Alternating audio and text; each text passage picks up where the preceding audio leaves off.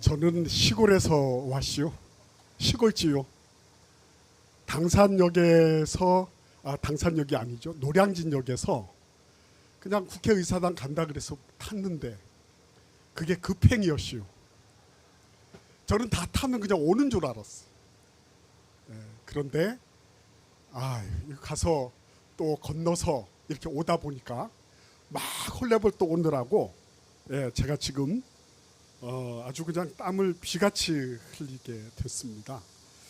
오늘 저는 여러분들 앞에 참 미안하고 송구스러운 마음과 더불어서 감사의 마음을 안고 왔어요. 양가 감정이 제 안에 지금 막 이렇게 일어나고 있어요. 근데 이 미안한 마음, 송구스러운 마음은 어디서 왔느냐?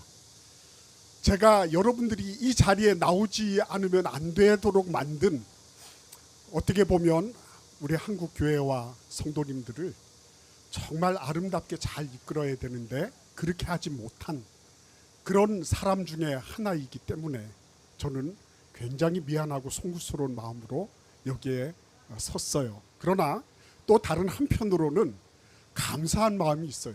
그래도 여기에 우리 대한민국에 희망이 있구나. 여러분들을 뵈니까 정말 희망이 이곳에 있구나 하는 그런 생각이 들었어요. 그래서 제가 비록 어리버리한 그런 시골쥐지만 주님께서 우리 홍호수 목사님을 통해서 오세요 이렇게 할 때 불이 나게 대전에서부터 그냥 여기 지금 많이 빠졌잖아요. 오늘 한 두세 올 정도 더 빠졌어. 근데 막 불이 나게 달려오게 되었어요. 근데 저만 온 게 아니라 저 혼자 보내기 굉장히 불안하셨던 모양이에요. 우리 교회 선임 장로이신 우리 직전 부총회장이신 우리 윤태진 장로님도 오시고, 우리 한국 성시화 대전 성시화를 위해서 불철주야 애쓰시는 우리 박명용 장로님도 이렇게 저하고 불이 나게 달려와서 같이 하게 되었어요. 저는 너무너무 감사한 마음을 이루 말할 수 없는 감사한 마음을 가지고 있습니다. 오늘 우리는 어떻게 보면 진리의 싸움, 그리고 나아가서 이 시대와 흐름에 대해서 변혁을 이루어야 되는 그런 중대한 싸움을 해야 되는 분기점에 와 있습니다. 이것은 결코 수량의 싸움이 아닌 것입니다. 사무엘상 14장 6절에 이렇게 말씀하세요. 여호와의 구원은 사람의 많고 적음에 달리지 아니하였느니라, 이렇게 말씀하시고 있어요. 진리의 싸움, 정의를 행하고 진리를 구하는 그 모든 싸움은 수량에 달려있지 않아요. 우리 한국 교회가 큰 교회가 없어서 코너에 몰린 게 아니에요. 우리 한국의 성도가 없어서 이렇게까지 나오게 된 건 아니에요. 중요한 거는 본질을 잃었다는 거예요. 예수님은 하늘로 승천하시면서 이 땅에 11명의 제자 그룹과 약 120명의 기도하는 성도들을 남겨놓으셨습니다. 당시 로마 제국은 어떤 곳이었나요? 지중해를 마레 노스트룸이라 그랬어요. 우리 집 앞마당이야. 우리 바다야. 다른 말로 말씀드리면 이거 우리 집 연못이야라고 생각할 정도로 전 세계를 제패하고 있었어요. 근데 이 로마 제국이 불과 300년이 못 되어서 손바닥만한 유대 팔레스타인의 그 작은 곳에서 나온 한 사람의 청년, 십자가에서 죽어갔다고 하는 그 청년을 추종하고 그 청년이 하나님이라고 믿는 사람들에 의해서 뒤집혀졌죠. 지금 이 자리에 계신 여러분과 저는 이 뒤집어 엎은 사람들, 그 DNA를 물려받고 있는 존재들이라는 것을 기억하셔야 되는 거예요. 단순하게 우리가 지휘하고 이 정도가 아닌 것입니다.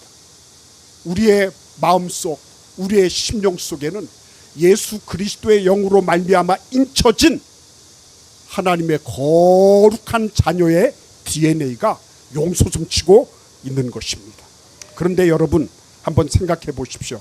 얼마 전에 소천하신 미국 복음주의 계열의 아주 중진 목사님이 이런 얘기를 하셨어요. 한국 교회에 대해서 인터뷰를 하시면서 미국 교회는 이제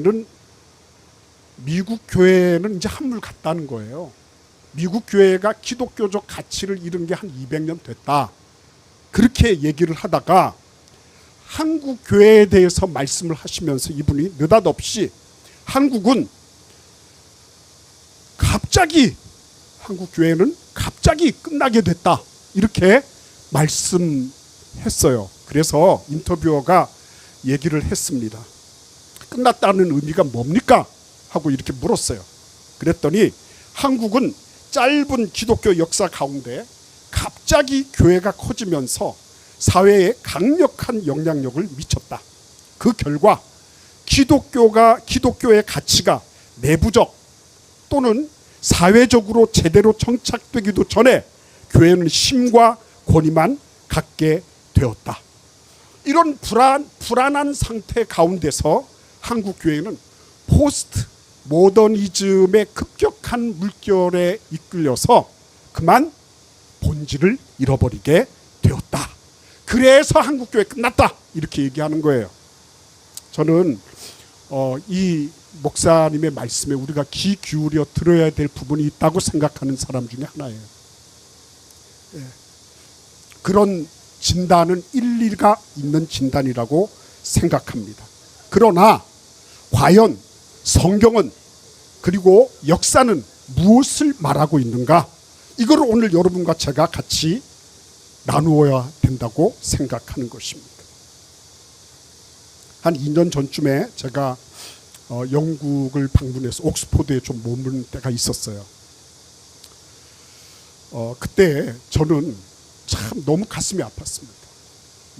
무지개를 본딴 육지개가 건물마다 다 휘날리고 있었어요. 제가 묵고 있던 센 휴즈 칼리지도 역시 그랬습니다.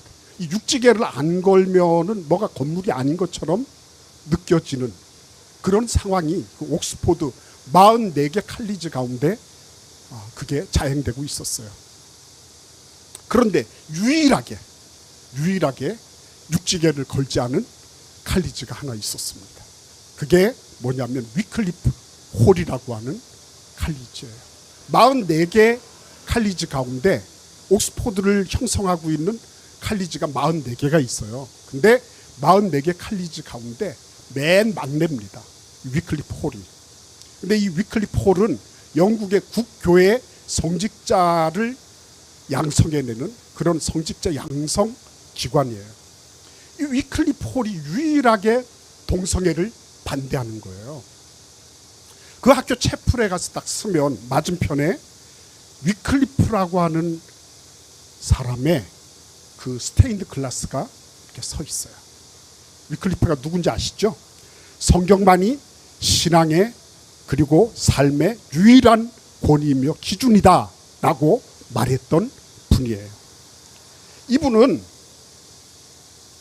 라틴어로 읽고 라틴어로 강론하던 그때 당시에 그 교회에서 누구도 알지 못하는 그 라틴어를 왜 얘기를 하냐.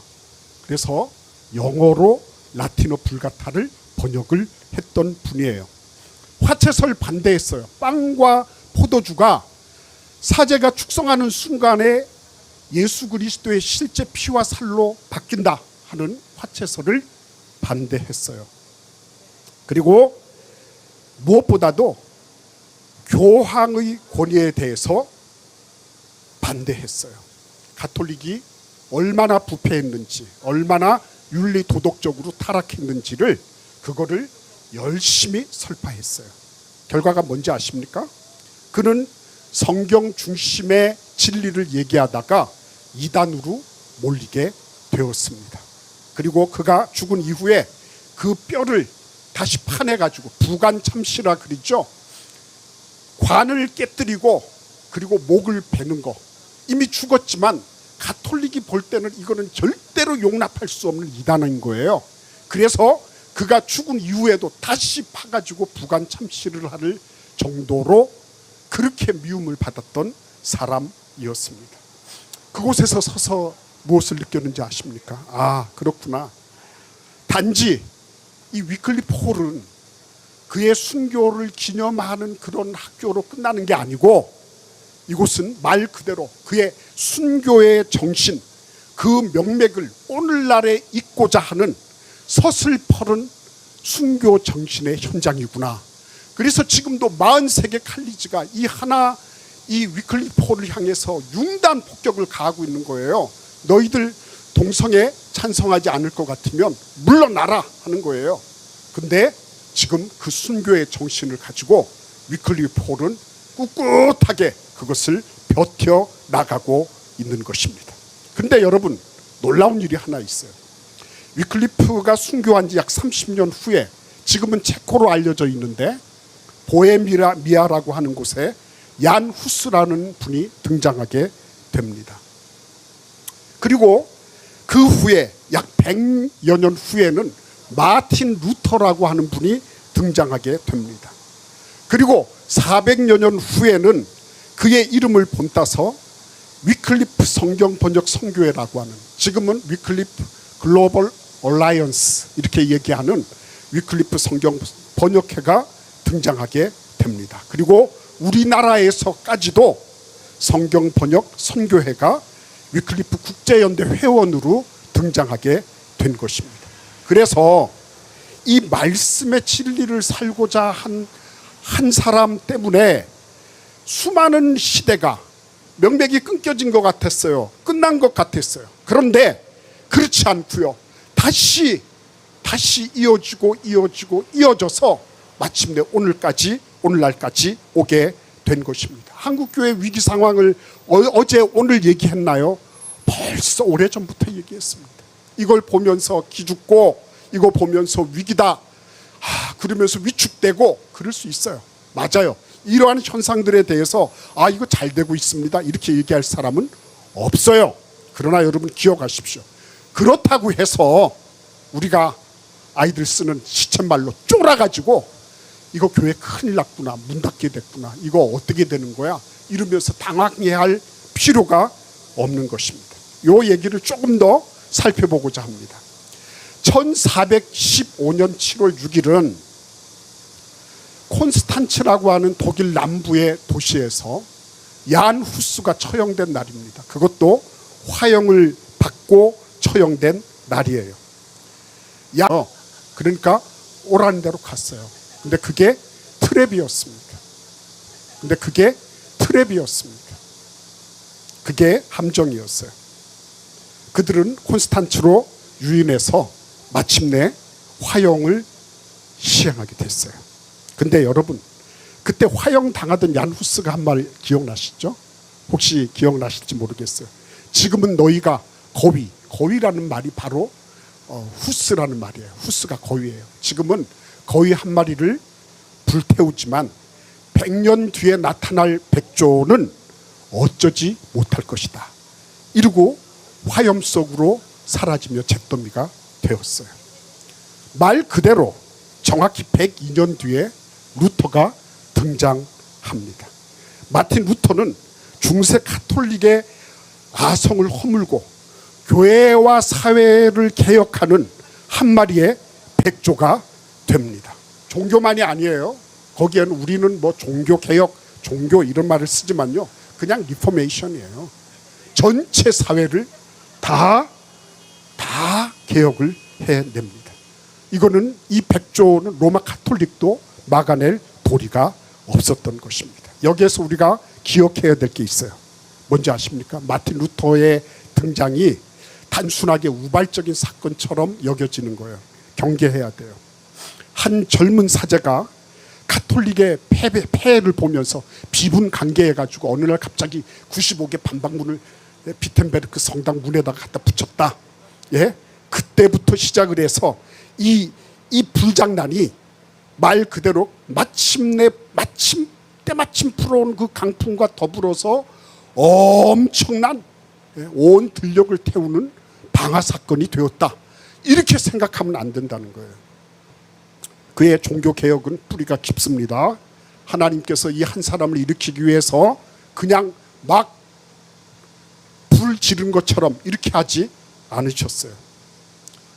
루터의 종교개혁을 말하려면 그의 스승이면서 안내자 역할을 했던 어거스틴 수도원의 원장이었던 요한 폰 슈타우피치를 생각하지 않으면 안 돼요. 루터는 만약에 내가 슈타우피치 신부를 만나지 못했다면 지옥에 빠졌을지도 모른다라고 얘기할 정도로 큰 영향력을 미친 그런 인물이었습니다. 그는 루터를 뽑아서 비텐베르크 대학의 교수로 세우고 루터로 하여금 성경을 연구하도록 그 연구에 매진하도록 채찍질했던 그런 인물이 바로 슈타우피치였어요. 이런 일화가 있습니다. 어거스틴 수도원의 원장으로 이 슈타우피치가 재직하고 있을 때예요. 근데 그때 이 슈타우피치 원장은 마틴 루터 때문에 엄청 골머리를 앓았습니다. 왜냐하면 루터의 고해성사 신부가 슈타우피치였기 때문입니다. 이 시도 때도 없이 막 방문하는 거예요. 뭐 때문에? 고해성사 때문에. 예를 들면 이런 겁니다. 똑똑똑똑 그러면 얘 누구세요? 그러면 마틴 루터입니다. 들어오게. 예, 신부님, 제가 죄를 지었습니다. 오늘 복도를 지나면서 신부님 강해를 듣고 너무 내가 불만에 찼습니다. 왜 신부님은 그렇게 말을 느리게 해서 잠이 오게 합니까? 뭐 이런 식의 얘기예요. 자기 양심에 자기 생각에 거슬렸던 모든 것들, 하나님 보시기에 합당하지 않다 싶은 모든 것들을 다 고백하는 거예요. 그래서 알았네. 그러면 그럴 수 있다니까. 그러면 뭐라 그랬냐면 신부님 보석을 주십시오. 보석이라는 건 자기 죄에 대한 대가를 지불하도록 하는 거예요. 그래서 슈타우피치가 보석을 줍니다. 그래? 그러면 너 매일마다 성경 읽어. 그리고 수도원 앞 마당을 일주일 동안 쓸어.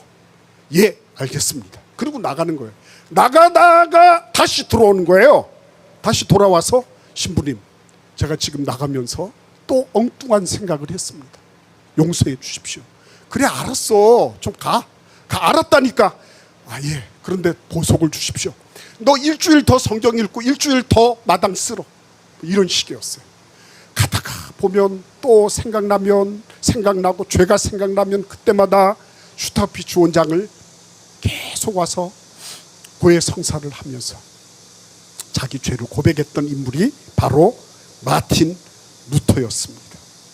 그래서 하도 이렇게 하니까 슈타우피치가 뭐라 그랬냐면, 야, 이제 좀 그만 와라. 너는 내 업무를 방해하기로 작정했냐? 제발 좀 그만 와라. 이렇게까지 얘기할 정도였어요.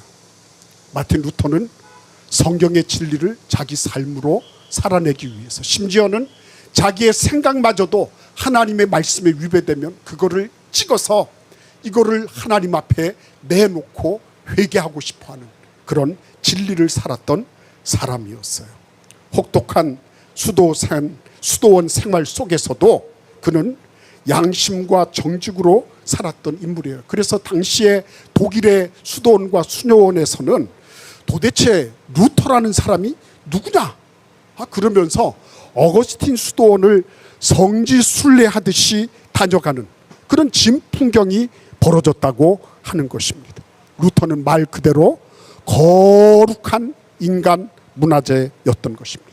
훗날에 그가 개혁의 기치를 높이 들었을 때 수도원의 많은 수도사들과 수녀들이 그 개혁에 크게 호응할 수 있었던 것은, 그래, 루터라고 하면 양심에 위배되는 일을 하지 않을 거야.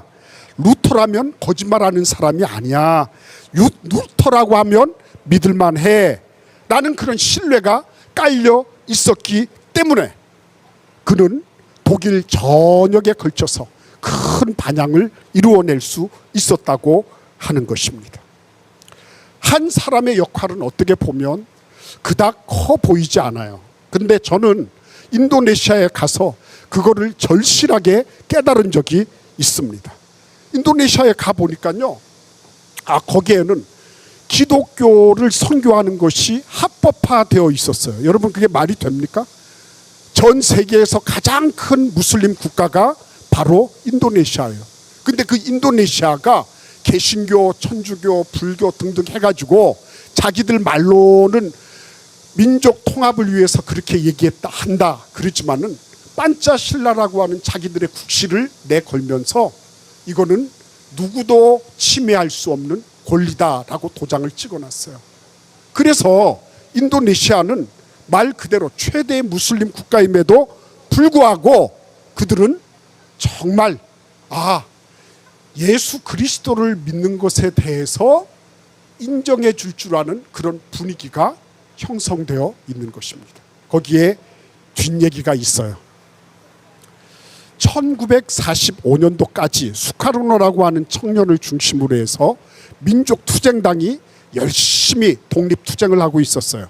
근데 거기에 네덜란드 청년이 한 사람 끼어들었습니다. 그 청년이 자기 조국 네덜란드가 인도네시아인들에게 자행하고 있는 그 핍박과 박해와 그 저열한 그런 말할 수 없는 그런 탄압을 보면서 비분관계한 거예요.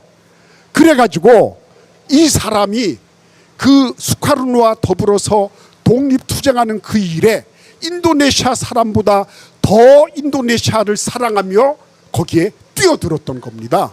근데 참 놀라운 거는요, 수카르노가 그거를 알고 있었어요. 이 청년이 예수 믿는 사람이었습니다. 이 사람이 자기 양심을 따라 이렇게 하고 있구나 라고 하는 것을 모르는 바 아니었어요. 여러분 생각해 보세요.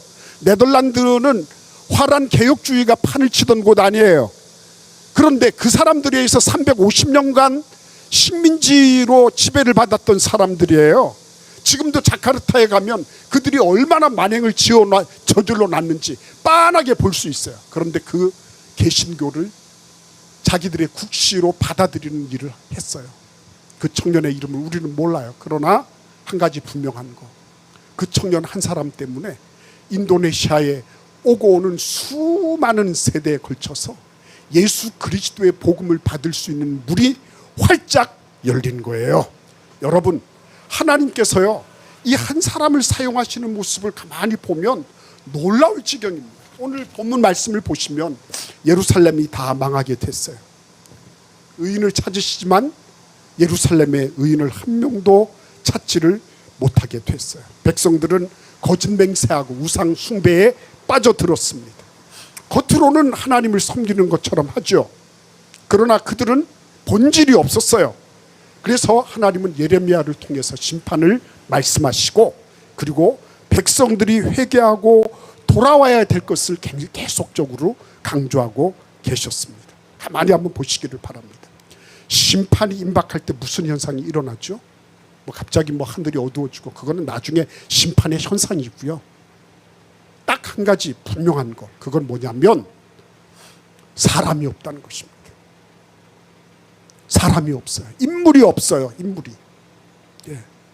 심판이 실제화되기 전에 드러나는 가장 뚜렷한 징후, 그거는 인물이 없다는 것입니다. 오늘 말씀을 한번 보시겠습니까? 너 한번 찾아봐. 이 예루살렘 가운데서 누가 과연 정의를 행하고 진리를 구하는지 찾아봐. 찾을 수 있으면 찾아봐. 하나님께서 그렇게 말씀하시는 거예요. 지금 사람은 많은데 사람이 없다는 것입니다. 그래서 옛날에 소돔 고모라 때는 10명까지는 얘기를 했었어요. 근데 지금은 한 명을 찾으시는 겁니다. 한 명이라도 찾으면 예루살렘을 내가 용서하겠다. 이 나라 민족을 용서하겠다. 심판에서 면제해 주겠다. 이렇게 말씀하고 있는 것입니다. 여러분 한번 보십시오. 그 한 사람이 누구일까요? 한 사람 누구예요? 판을 갈아엎어서 되치게 할 사람이에요. 99.99%가 다 부패하고 전면적으로 다 망하게 됐어요. 그 한 사람, 그죠?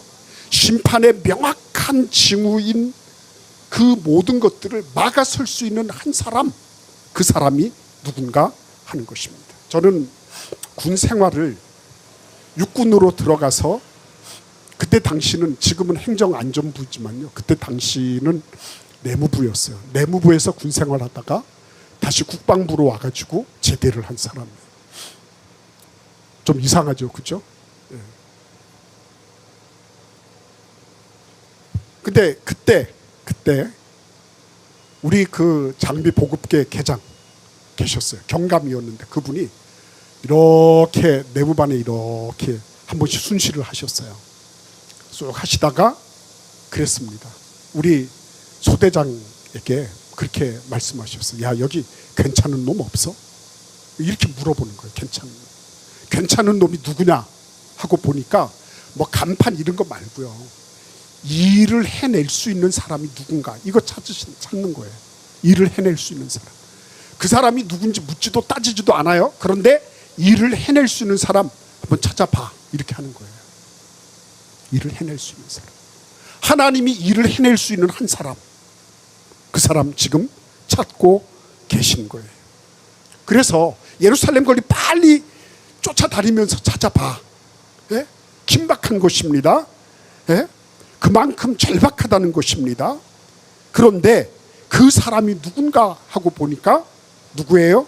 진리를 구하는 사람, 정의를 행하는 사람이었어요.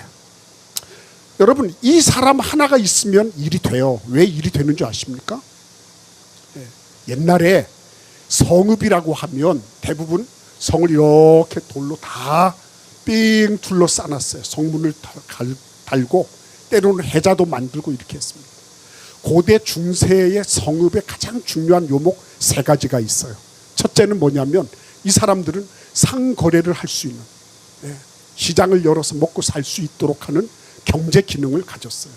두 번째 기능이 뭐냐면 이 사람들을 외부의 적으로부터 보호해주는 안전 보장의 기능을 가졌어요. 마지막 세 번째는 뭐냐면 이 사람들에게 형이상학적인 초월적인 가치를 가지는 신성한 공간을 제공하는 거였어요. 그래서 여러분들 이 모든 시대와 문화를 다 초월해서 어느 곳이든지 도시나 성읍을 가보십시오. 거기에는 성당이든지 교회든지 아니면은 사찰이든지 모스크가 반드시 있는 거예요. 이러한 것들이 일거에 누구에 의해서 다 건져진다고요? 맞아요. 그 한 사람, 정의를 행하며 진리를 구하는 한 사람에 의해서 이 세 가지가 동시에 다 보장이 된다고 말씀하고 계신 것입니다. 여러분, 이렇게 되면 우리가 꼭 한번 생각해야 될 한 사람이 있습니다. 누구냐면 다니엘이라는 사람이거든요. 다니엘. 이 사람은 포로가 돼서 바벨론으로 와가지고 4명에 걸친 왕을 섬겼던 사람이에요. 마지막 고레스 때는 총리까지 역임했던 그런 인물이었습니다. 근데 여러분, 이 사람이 만만한 삶을 산 건 아니잖아요. 그죠? 그냥 막 살아간 그런 사람은 아닌 것입니다. 이 사람에 대해서 알렉산더 맥클라렌이라고 하는 분이 이렇게 얘기했습니다. 다니엘은 고레스 원년까지 살았다. 이 간단한 말에는 많은 의미가 들어있다.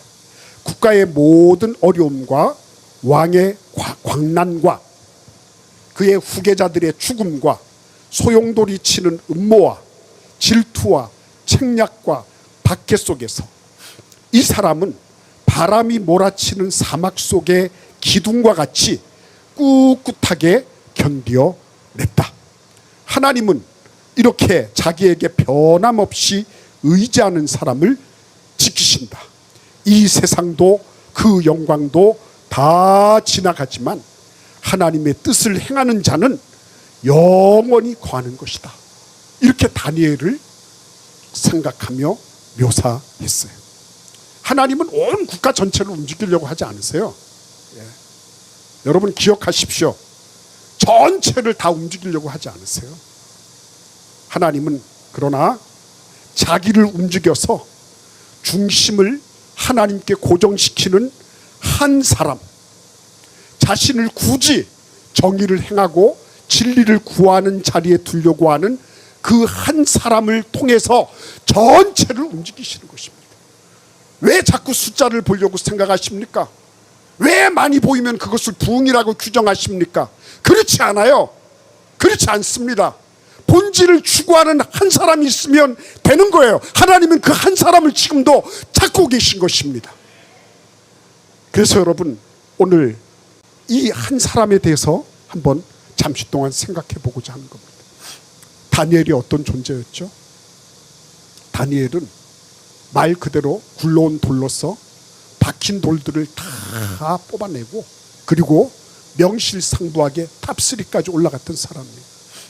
말 그대로 탑1이 되려고 하는데, 원탑이 되려고 하는데 정객들이, 정적들이 가만히 두지 않았습니다.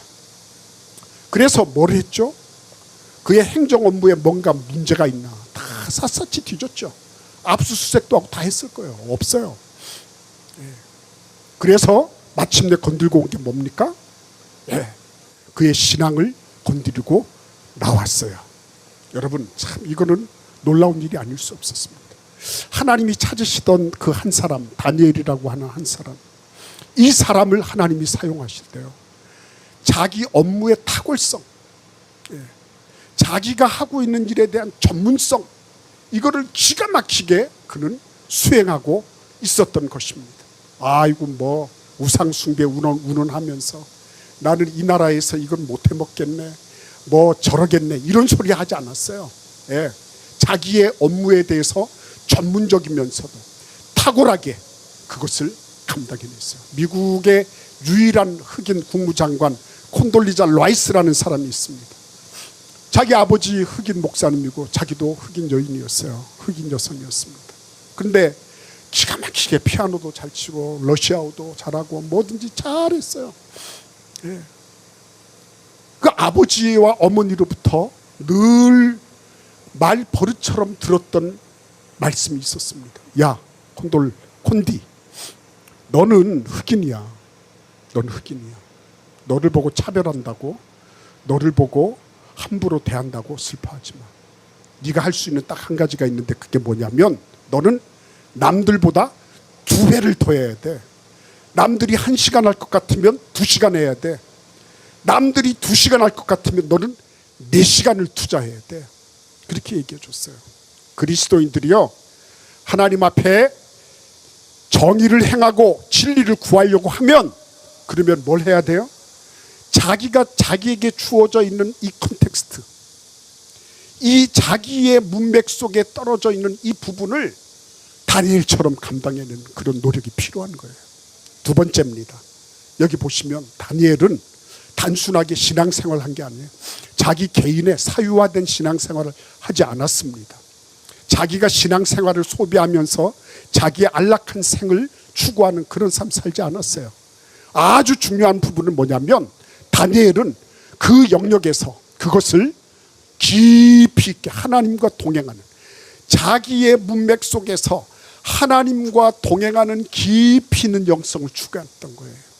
그러니까 여러분 가만히 한번 생각을 해보면 다니엘이 어떻게 예루살렘을 향하여 난 창문을 열고 그렇게 중인 환시리에 기도할 수 있었을까 하는 거예요. 놀라운 일이 아닙니까? 그만큼 하나님과의 동행, 하나님에 대한 확신과 믿음이 있었던 거예요.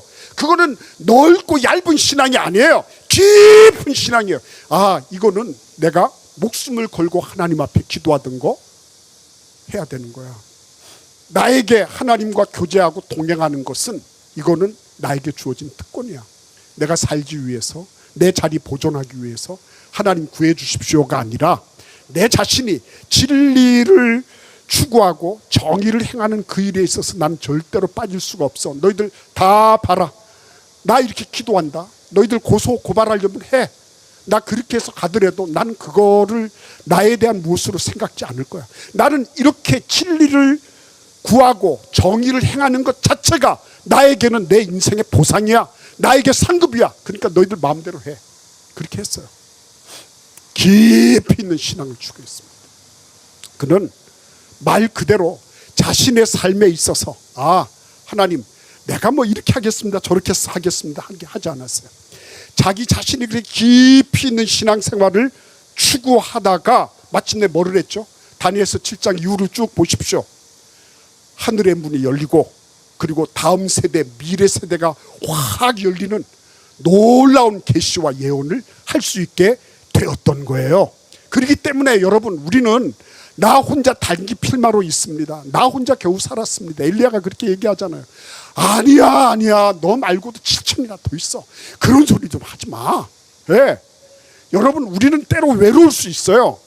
우리는 때로 보면 이게 뭐야 이거, 우리 기도하러 나오는데 뭐야 이거, 이렇게 생각할 수 있어요. 그렇지 않습니다. 여러분과 저는 하나님 앞에서 일당 백, 일당 천, 일당 만이 되는 그런 놀라운 이 시대와 역사를 변혁시키는 일에 하나님 앞에 쓰임받는 그런 존재들인 것입니다. 그렇기 때문에 여러분, 우리가 진짜 핵심으로 붙잡아야 될 게 뭐예요? 진리를 구하고 정의를 행하는 것입니다. 그러면 도대체 다니엘은 어떻게 정의를 행하고 진리를 구했을까요? 앤드류 월스라고 하는 선교학자가 있어요. 이분이 무슨 말을 했냐면, 성경은 늘 진리를 번역해 왔다, 이렇게 얘기했어요. 모든 성경의 진리는 번역되어야 한다. 핵심과 본질은 그대로 있지만 그 본질에 대해서 문화와 상황과 맥락에 따라서 그 모든 진리에 대한 말 그대로 번역이 이루어져야 한다는 거예요. 다니엘은 어떻게 번역을 했습니까? 우사에게 주어진 그 재물 먹기가 싫었어요. 하나님께 기도합니다. 그러면서 그는 느부사라단을 만납니다. 그래가지고 뭘 얘기를 해요? 야스부나스죠. 야스부나스 만나서 무슨 얘기합니까? 저는 채식을 하겠습니다. 육식은 할 수 없겠어요. 그러면서 교섭에 들어갔죠. 그죠? 황관장과 교섭에 들어갑니다. 그래서 자기의 신앙의 인테그리티, 신실함을 지켜냅니다. 이번에는 어떻게 합니까? 대놓고 기도합니다. 이제는 임계점에 다다른 거죠. 이제는 그냥 대놓고 하는 것입니다. 가만히 한번 생각해 보십시오. 왕의 어인이 조서에 찍힌 거 알면서도 그렇게 했단 말이에요. 이 얘기는 무슨 말입니까? 가서 누구에게 뭘 하고 뭘 교섭을 하고 어떻게 소위 말하면 이런저런 일을 하려고 그렇게 하지 않았다는 거예요. 예. 그때마다 뭐가 달라진 거예요? 상황에 대해서 진리를 적용하는 번역하는 대상이, 그리고 번역하는 내용이 달라졌다는 거예요. 2차 세계대전 때 미군 병사가 사하라 사막에서 죽어가고 있었어요. 근데 그의 간절한 소원이 뭐냐면, 죽기 전에 내가 우리 어머님이 그렇게 바라시던 세례를 받고 싶다, 그랬습니다. 숨이 막 넘어가고 있는데 동료에게 얘기를 했더니 군목 목사님을 모시고 왔어요. 그 사하라 사막에 물이 없어요. 다 빈수통이에요. 근데 세례 받기를 원하는 겁니다. 그래서 군목이 어떻게 했는 줄 압니까? 번역했어요. 어떻게 번역했는 줄 압니까? 성부와 성자와 성령의 이름으로 세례를 주노라. 그리고 모래를 쫙 뿌렸어요. 모래를. 하나님께서 야, 넌 물로 안 했으니까 너 문제가 있어, 이렇게 말씀하셨을까요? 천만의 말씀이라고 저는 생각해요. 뭐가 중요한 거예요? 성부와 성자와 성령의 이름으로 너의 모든 죄가 영원 전부터 영원 후까지 다 사해졌다. 그렇죠? 그 핵심과 본질이 살아있는 거예요. 그게 번역된 거예요. 그게 번역된 거. 오늘날 예레미야 시대에 정의를 행하는 일이 쉬웠겠습니까?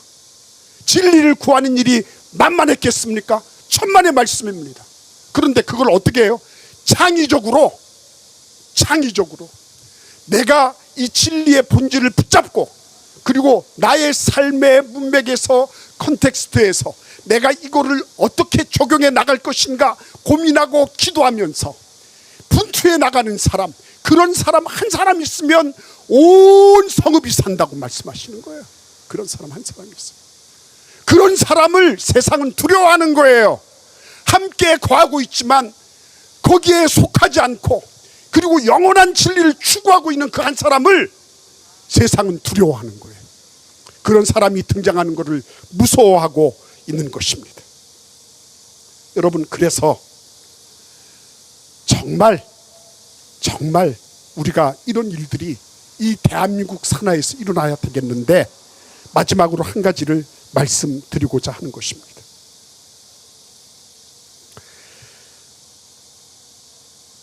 하나님께서 온 천하 만국이 복을 얻도록 하시기 위해서 많은 사람이 필요하지 않았어요. 아브라함 한 사람이면 좋겠습니다. 애굽 문명 속에서 이스라엘을 구원할 사람 많은 군대가 요청되지 않았어요. 누가 필요했어요? 모세 한 사람이면 되었어요. 하나님이 1000년 가톨릭의 아성을 물리치고 그리고 오직 믿음으로 오직 은혜로 말씀으로 세상을 구원하실 때에 그때 수많은 군대나 군중을 동원하지 않으셨어요. 루터 한 사람이면 되었습니다. 온 인류를 구원하시는데요, 하나님이 수많은 무리들을 필요로 하지 않았습니다. 힘 있는 권문세가가 필요하지 않았어요. 단지 십자가에서 달리신, 십자가에서 피를 흘리신 어린 양 예수 그리스도 한 분이면 되었던 것입니다. 예수님은 많은 무리를 남기지 않으셨어요. 오직 성령으로 충만한, 그죠? 충만한 그런 제자들을 남기셨습니다. 그래서 여러분, 하나님은 시대를 바꾸시고 역사를 뒤집는데 정의를 행하고 그리고 진리를 구하는 한 사람이면 되었다고 하는 것입니다. 롤랑 베인튼의 종교개혁사가 있어요. 그거 쭉 한번 읽어보십시오. 반복되는 3가지 타이틀이 있어요. 하나는 뭔지 아십니까? 이 종교개혁자들은 공통적으로 하나님의 말씀 텍스트에 정통했어요. 두 번째는요, 자기들이 지금 어느 좌표를 찍고 있는지 자기들의 위치를 정확하게 찍고 있었어요. 다른 말로 말씀드리면은 이 모든 상황과 환경, 시세를 정확하게 알고 있었어요. 컨텍스트에 정통했어요. 마지막으로 그들은 교제를 잘했어요. 교제를. 그래서 마틴 루터는요, 늘 그 카트리나 폼보라 여사가 늘 밥을 해내느라고 정신이 없었습니다. 수많은 신학도들이 오고요, 수많은 사람들이 방문을 해서 마틴 루터 집에서 식객으로 지냈습니다. 식객으로만 지낸 게 아니라 밥 먹으면서 마틴 루터가 뭐 얘기하는 거, 이런 거를 다 받아 적었습니다. 그래서 식탁순이라는 게 등장하게 된 거예요. 마틴 루터가 밥 먹으면서 얘기했던 거, 그걸 기록해가지고 펴낸 책이 식탁순이에요. 그만큼 교제를 잘했어요. 그들은 하나님과 깊은 동행했습니다.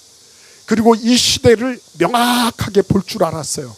그러면서도 주변에 있는 동료, 이웃, 그리고 성도들과 더불어서 아름다운 교제를 나눌 수 있었던 사람들이었어요. 한국 교회가 위기 상황을 넘어서 이제는 말 그대로 찌부러지는 듯한 그런 상황을 만나게 되었습니다. 헌금도 줄고요, 교회 학교는 이제 점점 사라지기 시작하고요, 신학교도 이제는 뭐 이게 그냥 단순하게 정원이 뭐 모자란데 이런 정도가 아니에요. 지금 부교역자 교육전도사 모시는 것도 너무 힘들게 되었어요. 그러니까 선교와 전도의 탄력성, 이런 부분들도 많이 잃은 것처럼 보입니다. 그러나 하나님은 방법을 가지고 계신 것입니다. 그 방법이 뭐냐? 바로 그 한 사람이면 되는 것입니다. 순전하게 순수하게 오직 정의를 행하며 진리를 구할 줄 아는 그 한 사람이면, 그러면 하나님은 이 모든 것을 뒤집어 엎으신다, 이렇게 말씀하고 있는 것입니다. 이제 코로나 이후에 한국 교회가 아직 회복하기가 힘들잖아요. 그렇죠? 근데 하나님이 어떻게 우리 한국 교회를 이끄시는지 기대가 돼요. 눈을 크게 뜨고 바라보고 있어요. 네.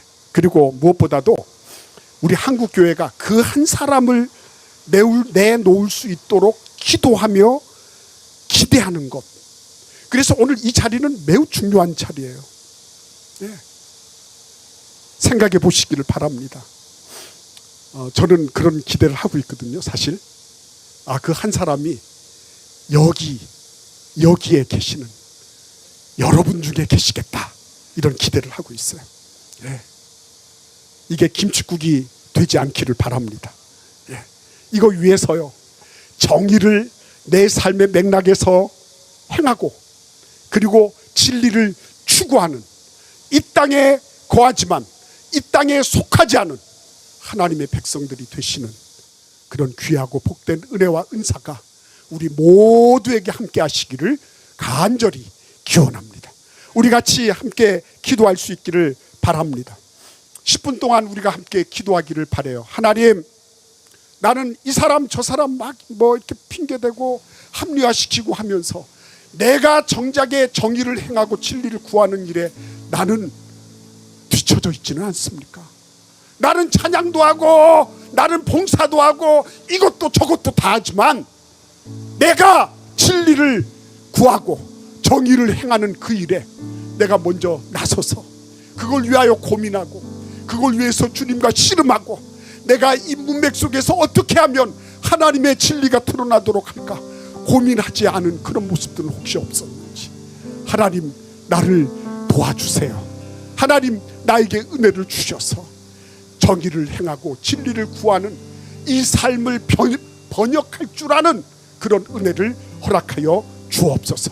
이 시간 주여 삼창하시면서 하나님께 간절히 기도하시겠습니다. 주여. 아버지 하나님,